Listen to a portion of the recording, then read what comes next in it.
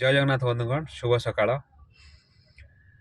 ଗୋଟେ ଜରୁରୀ ସୂଚନା ଥିଲା ଯେ କି ଆଜିଠାରୁ ବା 1 ଏପ୍ରିଲ 2024ରୁ 15 ଏପ୍ରିଲ 2024 ଯାକେ ପିଏମଶ୍ରୀ କେନ୍ଦ୍ରୀୟ ବିଦ୍ୟାଳୟରେ ଆବେଦନ ଗ୍ରହଣ କରାଯାଉଛି। ଯେଉଁମାନଙ୍କର ପିଲାର ବୟସ 6 ବର୍ଷରୁ ଏଭବ ହବ, ମାନେ 6 ବର୍ଷ ହେଇଥିବ।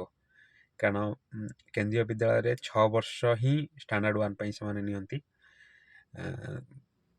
6 ବର୍ଷ ହେଇଛି, ସେମାନେ ଆବେଦନ କରନ୍ତୁ।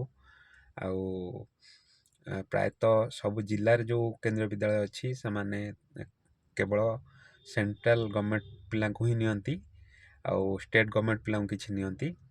ତାଙ୍କର ବାହାର ପିଲାଙ୍କ ପାଇଁ ନଥାଏ, କିନ୍ତୁ ଭୁବନେଶ୍ୱରରେ ଯେଉଁ 6ଟା ସ୍କୁଲ ଅଛି କିମ୍ବା କିଛି ସ୍କୁଲ ଅଛି କିଛି ଜିଲ୍ଲାରେ, ସେମାନେ ଅନ୍ୟ ପିଲାଙ୍କୁ ବି ନିଅନ୍ତି। ଆପଣମାନେ ଆବେଦନ କରନ୍ତୁ, ଅନଲାଇନରେ ପକାଇ ପାରିବେ।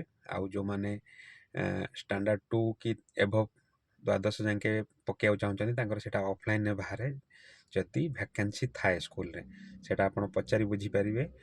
ଆଉ ଏହାର ସୁଯୋଗ ନିଅନ୍ତୁ, ଆବେଦନ କରନ୍ତୁ। ଜୟ ଜଗନ୍ନାଥ।